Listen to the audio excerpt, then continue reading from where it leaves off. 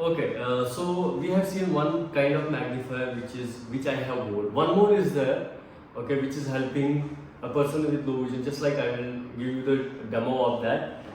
This is also one of the head hold magnifier. In previous magnifier, we were using one lens, but in this we can use two lenses. Just like I am inserting one lens here, okay, and then I am inserting one more.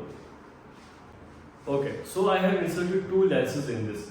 So it also depends on the person to person, low vision to low vision, what kind of power he or she requires. So I just put it this one, and it comes in different axes as well again. And I'm just putting this into head and doing it little tighter by this, so that it should not move. Okay, and then I can make it readable any item. So this is how I can use one more magnifier, double layer lens, or I can remove it and I can read it. So it is one more solution for a low vision.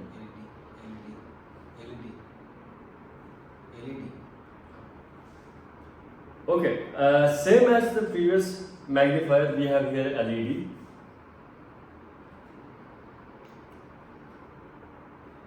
Okay, so the light is on here, just like a car is in front of you. So you can see it falls, when it falls on the surface of the paper, it helps a person to read in a dim light, or if a person requires high light as well.